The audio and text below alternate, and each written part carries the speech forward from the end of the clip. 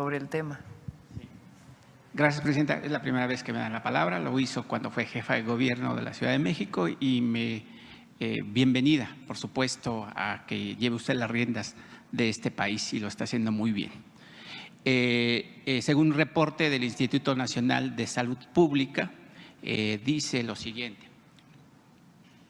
Actualmente, 59,1% de los hogares mexicanos no tienen los recursos suficientes para obtener una alimentación suficiente en cantidad y calidad. La inseguridad alimentaria tiene grandes costos humanos, sociales y económicos, pues se asocia a pérdida de productividad, menor aprovechamiento del potencial humano y síntomas de exclusión social. Presidenta, 6 de cada 10 hogares mexicanos. ¿Cuál es la fuente, dices? El Instituto Nacional de Salud Pública. 6 de cada 10 hogares mexicanos tienen inseguridad alimentaria. La pobreza y la falta de empleo son causas estructurales de inseguridad alimentaria. La inseguridad alimentaria disminuye el potencial humano y crea síntomas de exclusión social. Se lo digo, Presidenta, porque la administración pasada con el ahora expresidente Andrés Manuel López Obrador, pues tuve la oportunidad de viajar y visitar a la comunidad de rarámuris. Los rarámuris, como usted lo sabe y lo sabe bien, pues además de padecer explotación laboral en los campos de Sinaloa, por supuesto de la Baja California y la Baja California Sur, Sonora, también enfrentan grandes problemas de desnutrición, grandes problemas de alcoholismo, padecen enfermedades hepáticas, consecuencia de la ingesta de alcohol. ¿Cómo será la estructura o la brecha para disminuir esa desigualdad alimentaria, aunque en México también se desperdicia el 40% de los alimentos que se tiran en diferentes áreas, sobre todo en centrales de abastos? La primera pregunta.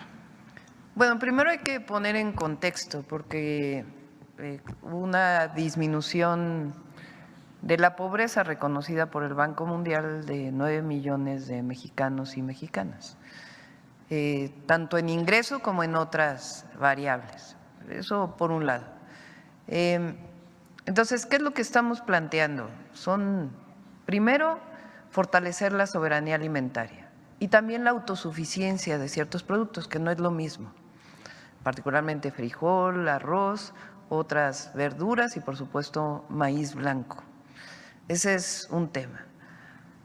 Para ello pues hay que apoyar al pequeño, al mediano productor, porque el gran productor pues tiene sus propias condiciones y no es necesario apoyarlo. Tienen sus propios mercados, muchos de ellos son de exportación y va a seguir existiendo eso. Lo que queremos es fortalecer el apoyo al pequeño y al mediano y, como bien ha señalado el secretario de Agricultura, fortalecer las capacidades para producir semillas y fomentar la producción agroecológica, además de los fertilizantes que se están dando a través de fertilizantes para el bienestar. Ahora, por otro lado, lo que queremos es fortalecer la buena alimentación, la alimentación saludable, que es motivo de lo que ayer expresó Mario Delgado, secretario de Educación, de prohibir los alimentos chatarra y de hacer una campaña muy fuerte de educación. No es que se vayan a evitar que se vendan, pero que las mexicanas y los mexicanos, independientemente del nivel socioeconómico que tengamos, sepamos lo que significa ingerir tanta azúcar, sepamos lo que significa ingerir tanto alimento procesado y que regresemos a la alimentación saludable, que al mismo tiempo fortalece a nuestros campesinos y campesinas y a la producción agropecuaria nacional. Ahora, hay comunidades, como bien dices, la rarámuri, muchos de ellos son jornaleros y jornaleras agrícolas y ese es un sector que queremos atender. Son hombres y mujeres del campo que migran a otros lugares de México a producir muchas veces a parcelas de grandes productores o a hectáreas de grandes productores. Otras veces a medianos y otras veces también a pequeños, inclusive se contratan jornales.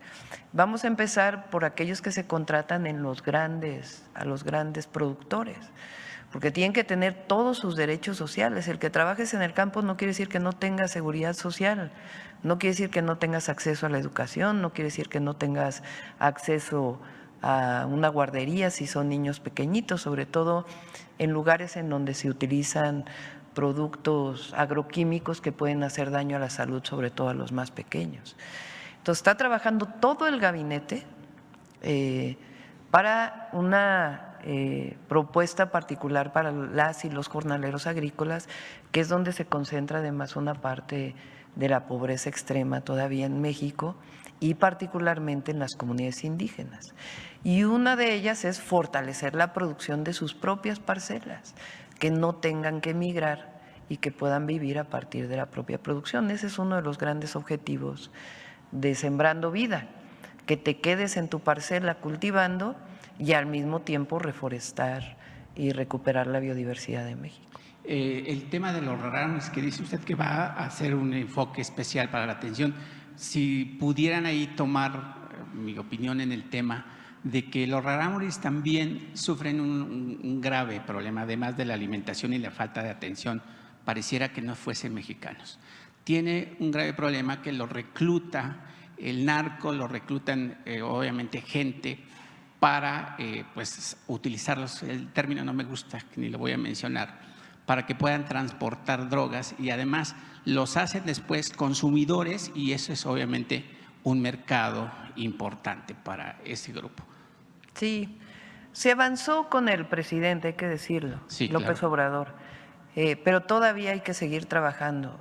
Tienen la característica de que viven en comunidades muy aisladas, son Apartadas y muchísimas aisladas. comunidades.